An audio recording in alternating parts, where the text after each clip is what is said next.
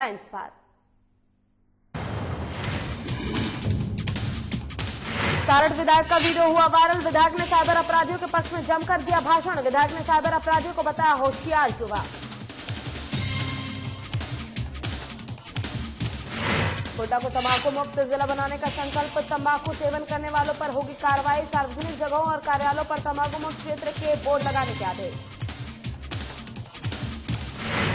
गुमला में bauxite mafia धड़ल्ले से कर रहे अवैध खनन। दलाल और बिचौलिया कर रहे अवैध माइनिंग। पुलिस ने कार्रवाई कर ट्रक चालक और ट्रक मालिक को हिरासत में लिया। और लातेहार में जंगली हाथियों का आतंक। हाथियों के झुंड ने काल भैरव को कुचल कर मारा। वन विभाग के कर्मियों ने हाथियों के झुंड को भगाया।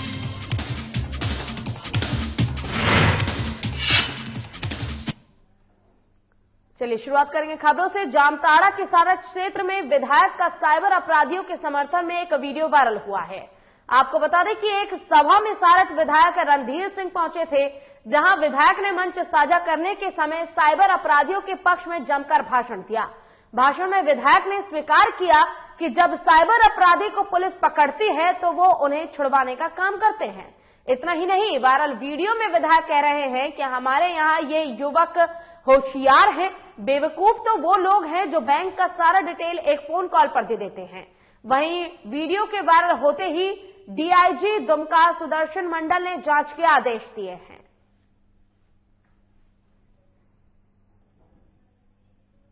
जो वीडियो वायरल हुआ है कि साइबर क्रिमिनलों के पक्ष में माननीय विधायक के द्वारा इस प्रोत्साहन स्टेटमेंट दिया, जो भी वहाँ बच्चा हुआ क्या प्रोग्राम था। अभी जो जानकारी मिली है कि ये वीडियो है दीपावली के आसपास नवंबर का। इसको देख रहे हैं कि क्या मामला है। जामताड़ा के सारठ क्षेत्र के विधायक का साइबर अपराधियों के समर्थन में एक वीडियो वायरल हुआ है।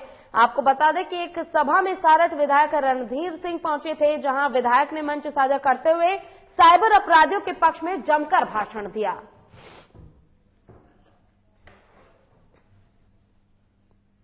और इसी पर अधिक जानकारी के लिए हमारे संवाददाता निशिकांत मिश्री हमारे साथ फोन लाइन पर जुड़ गए हैं। निशिकांत, जिस प्रकार से ये वीडियो वायरल हो रहा है, साधक जो सारठ विधायक है उनका, उसमें वो कहते नजर आ रहे हैं कि साइबर अपराधियों के समर्थन में वो हमेशा उनको बचाते हैं जब जितने बार वो गिरफ्तार होते हैं। तो क्या एक विधायक के लिए इस प्रकार का भाषण, इस प्रकार की बातें शोभा देती है? जी, ये बिल्कुल शोभा नहीं देती है। आलोचना का विषय बन गया है। क्षेत्र में चर्चा हो रही है कि अगर इस तरह बयानबाजी अगर सारठ विधायक ने दिया है तो ये तो बिल्कुल गलत है। विधायक को भी इस तरह सोचना चाहिए कि साइबर अपराधियों के पक्ष में किसी भी तरह का बयानबाजी नहीं करना चाहिए, चाहे जो लोग हो, वो अच्छे लोग हो या बुरे लोग हो। अगर वो साइबर क्राइम को अंजाम दे रहे हैं तो बिल्कुल वो गलत कर रहे हैं। जी निशिकांत, तो क्या इसको लेकर कोई कार्रवाई पुलिस की तरफ से नहीं की गई है अभी तक? क्या इस मामले को पहले संज्ञान में नहीं लिया गया? क्योंकि एक विधायक की तरफ से इस प्रकार का भाषण देना और इस प्रकार का बयान देना, क्या इस पर कोई कार्रवाई हुई है अभी तक? जी बता दो, दुमका डीआईजी सुदर्शन मंडल ने इस पर जांच करने की आश्वासन दिया है कि अगर यह वीडियो वायरल अगर सच में विधायक सारठ विधायक का है तो इस पर जांच कर कार्रवाई की जाएगी। जी, और जिस प्रकार से विधायक इस वीडियो में बोलते नजर आ रहे हैं कि जो लोग अपने बैंक डिटेल्स देते हैं वो बेवकूफ है, बल्कि जो अपराधी है वो बिल्कुल ठीक है। जो एक विधायक चुनाव के दौरान इसी जनता से वोट मांगता है, वही विधायक अब जनता को बेवकूफ बताता है। आखिर कैसे समझे इसे?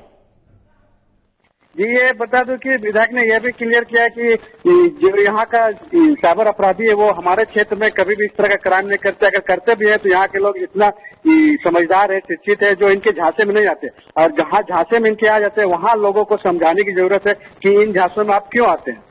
जी बहुत बहुत शुक्रिया निशिकांत आपका तमाम जानकारी के लिए।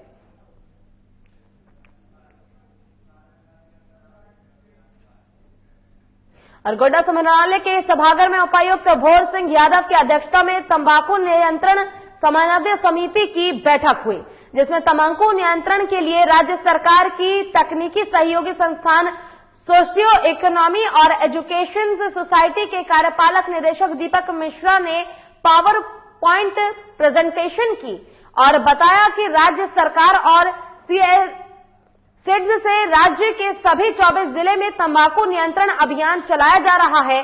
कार्यक्रम की अध्यक्षता करते हुए उपायुक्त ने जिलावासियों से जिले को तंबाकू मुक्त बनाने की अपील की।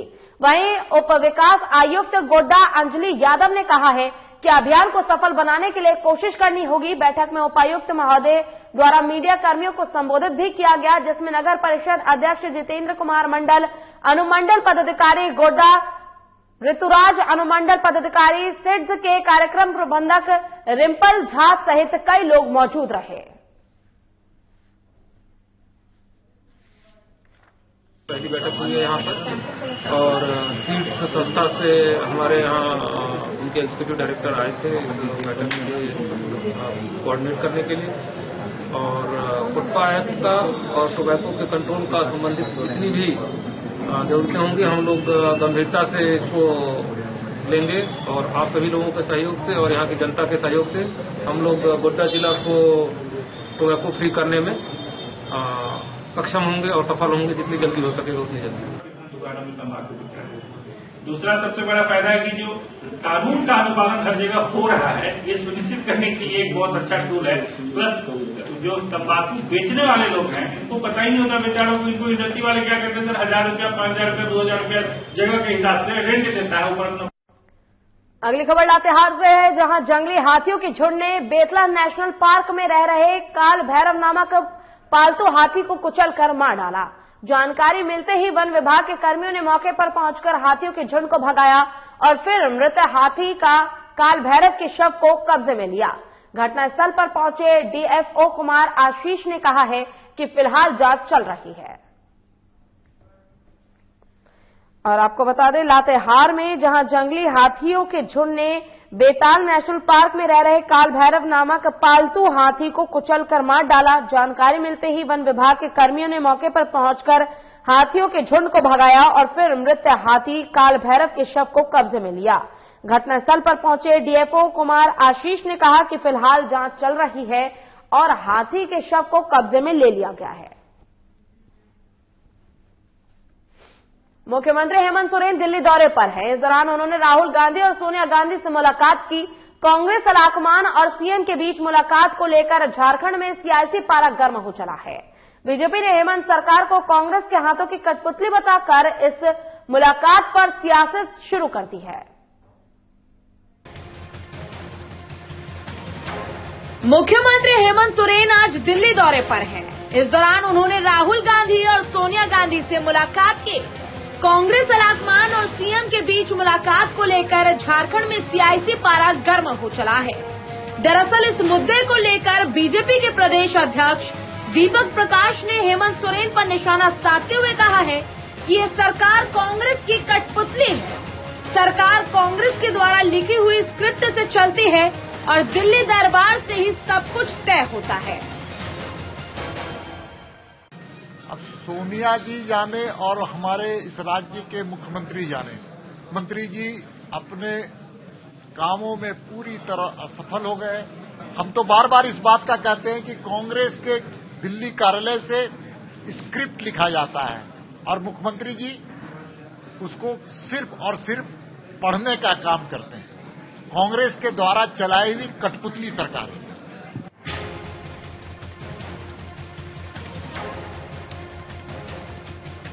इस मुद्दे पर जेएमएम के केंद्र महासचिव सुप्रियो भट्टाचार्य ने कहा है कि बीजेपी को शिष्टाचार मुलाकात के बारे में कुछ पता ही नहीं है। पर बीजेपी को ये पता नहीं है, ये दुर्भाग्य है। वो केवल राजनीति करना जानती है। कि कांग्रेस हमारे सहयोगी दल है और सहयोगी दल के जो राष्ट्रीय नेतृत्वगण हैं उनसे मिलना एक शिष्टाचार होता है। अब भाजपा को तो ये समझ में आएगी नहीं, इसलिए खैर उनको बातों का तो हम जवाब देंगे नहीं, लेकिन माननीय मुख्यमंत्री इसके अलावा भी जो सरकारी काम है उस काम को भी निपटा रहे हैं। केंद्रीय कोयला मंत्री से भी मिले हैं, बहुत सारी बातें हैं। अब उनको जो ऊर्जा मंत्री है उनसे भी उनकी मुलाकात होनी है डीवीसी के मुद्दे पर। हम लोगों का जो गठबंधन की जो सरकार है उसकी जो बातें हैं उसके लिए जो घटक दल के लोग हैं उनके नेतृत्व से मिलेंगे। और ये कोई नई बात नहीं है, जब भी गठबंधन में कोई होता है तो एक दूसरे से कुशलक्षेम पूछते ही हैं। ये शिष्टाचार भारतीय जनता पार्टी को नहीं मालूम है, लेकिन उनको इस बात का सम्मान करना चाहिए।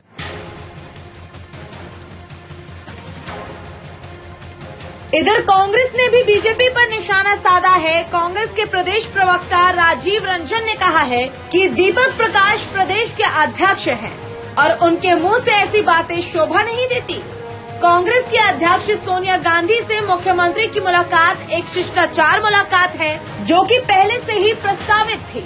सरकार को 1 साल पूरा हो चला है, ऐसे में सरकार ने क्या कुछ काम किए हैं और आने वाले समय में क्या कुछ प्रायोरिटी होगी, इन सब चीजों पर मुलाकात में चर्चा होनी है। पर बीजेपी लोगों को बरगलाने का काम करती है। सरकार गठन के 1 वर्ष पूरे हो चुके थे और जब हम महागठबंधन में सरकार चला रहे हैं तो माननीय मुख्यमंत्री जी हमारे केंद्रीय नेतृत्व से मिलने के लिए शिष्टाचार वर्ष दिल्ली गए हैं और विगत वर्ष सरकार के स्तर पर जनता के हित में जो भी निर्णय लिए गए या जो कार्य हुए उनको बताना उन्होंने उचित समझा और आगे आने वाले दिनों में जो 4 वर्षों के जो रोड मैप है उसको लेकर के भी चर्चा हुई और ये शिष्टाचार मुलाकात थी। इसमें इस प्रकार की बात की कांग्रेस की कठपुतली है, ये इनकी मानसिकता को दर्शाता है। इस प्रकार की ओछी बातें करना भारतीय जनता पार्टी के सम्मानित अध्यक्ष हैं दीपक प्रकाश जी, उनको शोभा नहीं देता है। बहरहाल इस मुलाकात के बाद मुख्यमंत्री हेमंत सोरेन झारखंड के विकास में कौन सी रणनीति बनाएंगे, इसे वक्त पर छोड़ दिया जाए। लेकिन फिलहाल बीजेपी ने हेमंत सरकार को कांग्रेस के हाथों की कठपुतली बताकर इस मुलाकात पर सियासत जरूर शुरू करती है। सहयोगी पंकज के साथ नवीन शर्मा की रिपोर्ट। और यहाँ रुकेंगे छोटे से ब्रेक के लिए, ब्रेक के बाद जल्द होंगे हाजिर।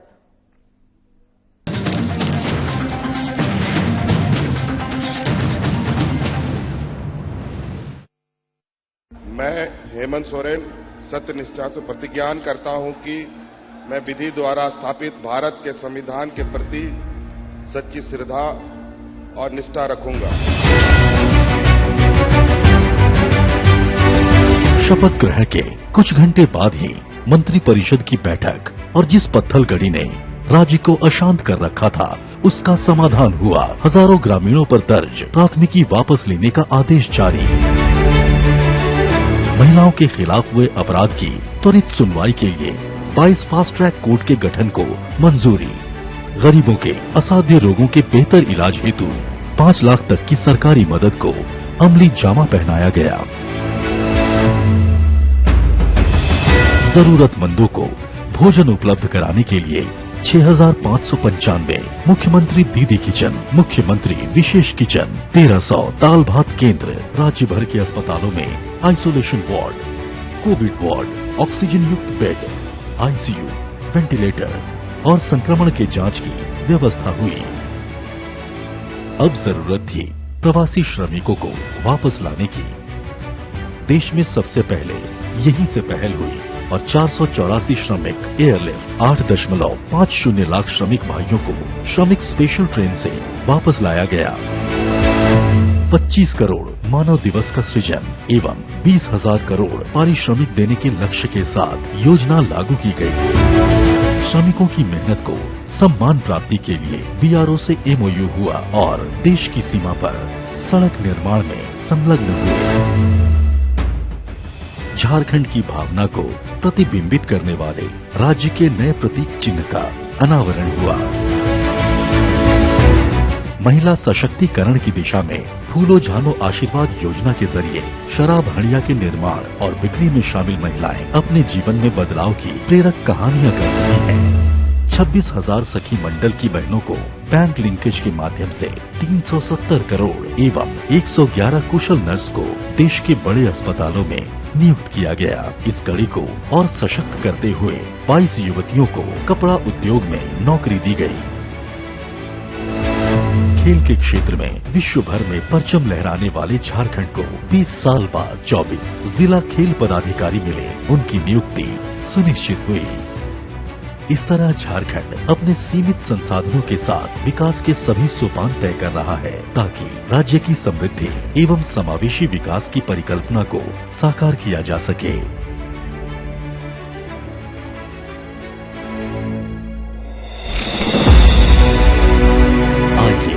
साथ चलें, नए झारखंड की राह चलें।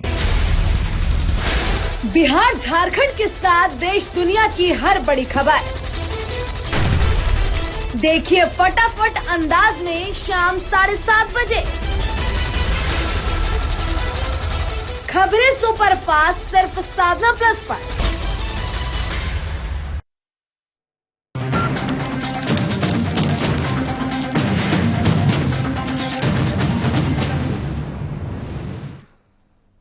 और ब्रेक के बाद एक बार फिर से स्वागत है आपका। रुख करेंगे खबरों की ओर। गुमला जिले के घाघरा रैना क्षेत्र के पतागाई में अवैध बॉक्साइट लोड करते हुए 2 ट्रक सहित ट्रक चालक और ट्रक मालिक को पुलिस ने हिरासत में लिया है।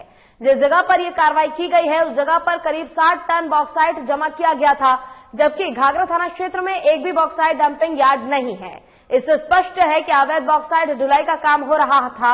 ये दोनों ट्रक गुलशेर हुसैन उर्फ बबलू खान के नाम से है। दोनों ट्रक चालक ने एक हनीफ मुंडा और मनु मुंडा लिगिरीपाट चैनपुर निवासी के नाम शामिल है। गुप्त सूचना पर घाघरा के एएसआई अजीत राय दल बल के साथ पतागाई पहुंचकर 2 ट्रक चालक के साथ एक अन्य पतागाई निवासी गुलशेर खान को पकड़ा। हालांकि गुलशेर खान ने पुलिस को चकमा देकर थाने से फरार हो गई, जो पुलिस की सुरक्षा पर सवालिया निशान खड़ा करता है, जिसके बाद लगातार पुलिस उसके खिलाफ छापेमारी कर रही है।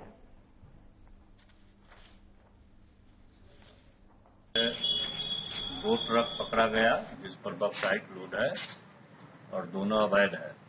एक वाहन है JH08F 7953 और दूसरा है JH08E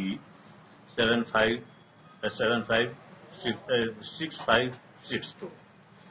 तो दोनों वाहन के चालक को भी पकड़ा गया है। एक का नाम हनीफ मुंडा पिता सुखनाथ मुंडा साकिब लिगिरीपाट थाना चैनपुर है। दूसरा मनु मुंडा पिता सुखनाथ मुंडा साकिब लिगिरीपाट थाना चैनपुर जिला गुमला है। ये दोनों का लिखित बयान लिया गया। इन लोगों के पास कोई परिवहन चालान या कोई अन्य कागजात नहीं पाया गया। इससे यह स्पष्ट होता है कि ये अवैध रूप से बॉक्साइट का खनन कर अवैध रूप से परिवहन किया जा रहा था। और बिष्टुपुर स्थित मुख्य बस्ती में अपराधी कल्लू घोष की पत्नी जूली घोष की हत्या को 15 दिन बीत चुके हैं, पर अभी तक आरोपी पुलिस की गिरफ्तारी से बाहर है। घटना के 15 दिन गुजर जाने के बाद मुखी समाज का आक्रोश फूट पड़ा है और मुखी समाज के लोगों ने बिष्टुपुर थाना पहुंचकर थाने का घेराव कर दिया। समाज के लोगों ने थाने में नारेबाजी भी की। मुखी समाज के मुखिया सुरेश मुखी ने कहा है कि जूली घोष की हत्या के 15 दिन गुजर चुके हैं। इस बीच पुलिस कई बस्ती के कई निर्देश लोगों को थाने में पूछताछ के लिए बुला रही है। इसके लिए पुलिस बस्ती के लुड्रू घोष की मदद ले रही है। उन्होंने कहा कि पुलिस लुड्रू घोष की मदद से सभी निर्दोष युवकों को थाने में पूछताछ के लिए बुलाती है और दिन भर थाना में ही रखती है। इसी बात को लेकर थाने का घेराव भी किया गया। बता दें कि 3 जनवरी की शाम को जूली घोष की धारदार हथियार से हत्या कर दी गई थी।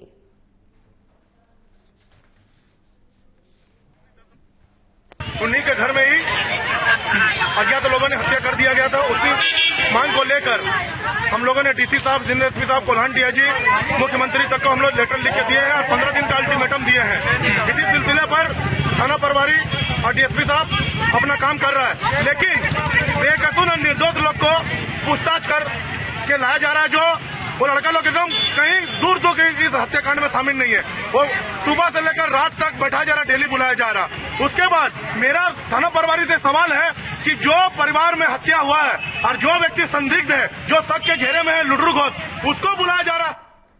और कटिहार के कोडा थाना क्षेत्र के गोरगामा गांव की एक घटना सामने है, जहां पहले गांव के ही एक युवक ने घर में काम करने वाले नाबालिग के साथ बहला फुसलाकर शारीरिक संबंध बनाया और जब नाबालिग गर्भवती हो गई तो बगल के जिला पूर्णिया ले जाकर उसका गर्भपात करवा दिया। पूरे मामले पर अब पीड़िता के परिजनों ने थाने में मामला दर्ज करवाते हुए इंसाफ की गुहार लगाई है। अनुमंडल पुलिस पदाधिकारी ने कहा है कि इस मामले पर पीड़िता और उनके परिजनों के बयान के आधार पर मामला दर्ज कर पुलिस जांच शुरू की गई है और जल्दी आरोप को गिरफ्तार कर लिया जाएगा। आरोपी को था बाबू, उसका भाई को जब मारपीट किया था ना गिरावरी में, तो उस टाइम में मेरा बेटी को बोला कि चाची आपका बेटी को दीजिए, थोड़ा मेरा आंगन घर में काम धंधा करेगा, हम जा रहे भाई का साथ सिलीगुड़ी में, मेरा भाई भर्ती है। तो बगल वाली पड़ोसी है तो हम बोला बेटी को जाओ थोड़ा कोर दौड़ देना। 3-4 महीने उसका आंगन में काम किया, खाना पीना भी बनाए, गाय है उसका घास भूसा भी किया, बर्तन अंगना किया। उसका बाद कैसे कैसे मेरा बेटी को फंसा ले वो लड़का, वो तो हमको मालूम नहीं है। मेरा बेटी को बोला तुमको शादी कर लेंगे बोल करके लड़का बाहर गया। बाहर से गया तो उसको फोन करते थे भी हमको भी मालूम है। तो हम पूछते थे मेरे बेटी को फोन काहे कर रहे वो रोहित बा, बोला ऐसे फोन करे। फोन बहुत करता था, फोन तोन करके अभी मेरा बेटी को फंसा दिया। 4-5 महीने का पेट में बच्चा कर दिया। कोरा थाना अंतर्गत ग्राम गुरगामा में एक बच्ची रोहित अंसारी जो गुरगामा का ही था उसके काम करती थी और इसी क्रम में उसके साथ अवैध संबंध बना लिया और इस क्रम में वो प्रेग्नेंट भी हो गई। बाद में उसको लेके पूर्णिया में गर्भपात कराया। जब उसकी मां देखी जो बच्ची जो है बीमार जैसा है तो उसने उससे पूछा तो बताया कि इस तरह की घटना घटी है। उसके साथ रोहित अंसारी के साथ बलात्कार किया था और गर्भ भी ठहर गया था जो पूर्णिया में गर्भपात कराया। इस संबंध में जो पीड़ित लड़की है उसकी मां के लिखित आवेदन के आधार पर रोहित अंसारी एवं उसके परिवार के विरुद्ध प्राथमिकी दर्ज की गई है और इसमें छापेमारी चल रही है। शीघ्र ही हम लोग इसमें रोहित अंसारी जो वांछित मुख्य है उसको हम गिरफ्तार करें। और पटना सिटी में गुरु गोविंद सिंह महाराज का 354वें प्रकाश पर्व को लेकर श्रद्धालुओं का आना शुरू हो गया है। 3 दिन तक चलने वाला प्रकाश उत्सव पर्व को लेकर पटना साहिब गुरुद्वारा फूलों और रंग बिरंगी लाइटों से सज धज कर तैयार है। गुरु महाराज के दर्शन के लिए श्रद्धालुओं का आना शुरू हो गया है, जिसे लेकर प्रशासन के द्वारा सुरक्षा का पुख्ता इंतजाम किए गए हैं जिससे श्रद्धालुओं को कोई परेशानी न हो। वहीं गुरुद्वारा प्रबंधक की तरफ से 24 घंटे लंगर की व्यवस्था की गई है। साथ ही कोरोना के गाइडलाइन का पूरा ख्याल रखा जा रहा है। सोशल डिस्टेंसिंग और सैनिटाइजर का इस्तेमाल करने के लिए लोगों से अपील की जा रही है।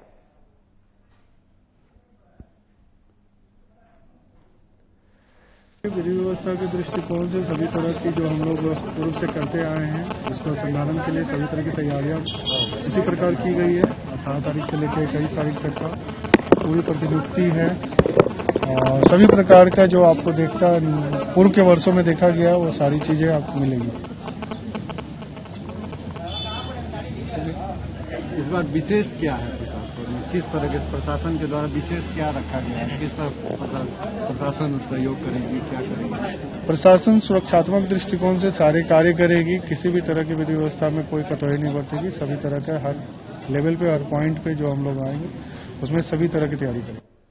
और बीजेपी प्रदेश कार्यालय में आज भाजयुमो के नवनियुक्त पदाधिकारियों और जिला अध्यक्षों की बैठक हुई। इस दौरान बीजेपी के प्रदेश अध्यक्ष दीपक प्रकाश ने प्रदेश भर से आए बीजेपी युवा मोर्चा के कार्यकर्ताओं और पदाधिकारियों को संबोधित किया। उन्होंने कहा कि युवा मोर्चा के कार्यकर्ता जनता के बीच पहुंचकर केंद्र सरकार की योजनाओं को अधिक से अधिक लोगों को लाभ दिलवाने की दिशा में काम करें। वहीं भाजयुमो के प्रदेश अध्यक्ष ने कहा कि केंद्र की मोदी सरकार ने युवाओं के स्वर्गीय विकास के लिए सार्थक पहल शुरू की है। नई शिक्षा नीति, startup India, make in India ने युवाओं के लिए नए अवसर खड़े किए हैं। ऐसे में प्रधानमंत्री नरेंद्र मोदी के सपने को पूरा करने में भाजयुमो अपना अहम योगदान दे ताकि देश के विकास के पथ पर अग्रसर हो।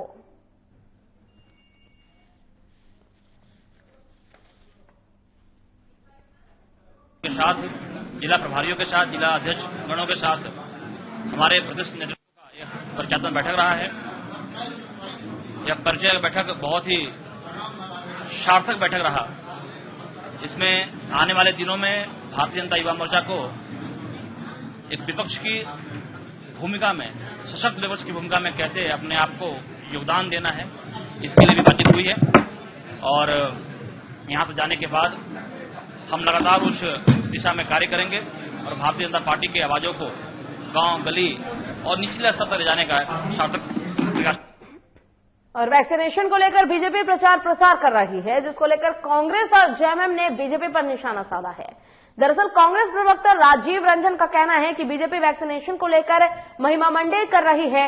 वैक्सीनेशन के साथ उन्होंने सभी राज्य में केंद्र से प्रवक्ता को भेज दिया है, जिसका प्रचार प्रसार और ब्रॉडिंग किया जा सके। बीजेपी इस पर राजनीतिक लाभ जुटाने में लगी हुई है। वहीं जेएमएम के केंद्रीय महासचिव सुप्रियो भट्टाचार्य ने कहा है कि वैक्सीनेशन की श्रेय भारत को, वैज्ञानिकों को जाता है, पर बीजेपी अपनी तारीफ में लगी हुई है। हमारे देश में वैक्सीनेशन प्रक्रिया एक चैन है जो 60 से 65 वर्षों से चली आ रही है, पर हमने इसका कभी राजनीतिक लाभ नहीं लिया। बीजेपी के प्रदेश अध्यक्ष दीपक प्रकाश ने इस पर कहा है कि भारत के प्रधानमंत्री यहां लोगों को, यहां के वैज्ञानिकों को आत्मनिर्भर बनाने की कोशिश की है। इस तरह के सवाल उचित नहीं है।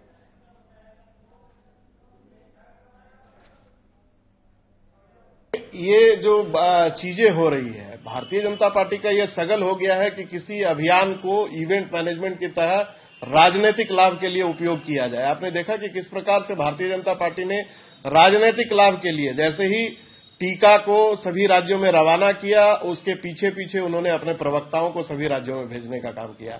यहां भी हमारे आदरणीय मित्र जफर इस्लाम जी को भी उन्होंने भेजा था। लेकिन ये आत्मनिर्भरता जो वैक्सीन के माध्यम से हम अपने वैज्ञानिकों को सलाम करते, ये आत्मनिर्भरता क्या सिर्फ 4-6 वर्षों का परिणाम है? आजादी के 73 वर्षों तक कांग्रेस सरकारों में तमाम तरह के अभियान चलाए गए, चाहे पल्स पोलियो का अभियान हो, खसरा का टीकाकरण हो, चेचक का हो, कई ऐसे टीकाकरण अभियान चलाए गए। लेकिन कांग्रेस ने कभी भी इस चीज का उपयोग राजनीतिक लाभ के लिए नहीं किया, जो भारतीय जनता पार्टी के द्वारा किया जा रहा है। टीकाकरण का तो क्रेडिट भारत के महान वैज्ञानिकों को है कि जिन्होंने अथक प्रयास करके इस तरह से पूरे विश्व के साथ में, ऐसा नहीं है कि केवल हमारे यहाँ ही टीकाकरण शुरू हुआ है, पूरे विश्व में टीकाकरण एक लंबे समय से चल रहा है, तो हम लोगों ने भी शुरू किया है। ये तो हम लोगों को मानना ही पड़ेगा। जो कांग्रेस ने जो यहाँ पर वैक्सीनाइजेशन का काम किया, चाहे बीसीजी का टीका हो, चाहे पोलियो का टीका हो, चाहे ट्यूबरक्लोसिस का टीका हो, तो टीका तो हमारे देश का एक पूरी चेन बनी हुई है, आज से नहीं, पिछले 60-65 वर्षों से। कांग्रेस नकारात्मक मानसिकता का प्रतीक कोई एक राजनीतिक दल है इस देश के अंदर, तो कांग्रेस है, जहां प्रधानमंत्री जी की प्रशंसा कोरोना और कोरोना के लड़ाई के मुख्य सेनापति के रूप में केवल देश ही नहीं बल्कि दुनिया मान रही है।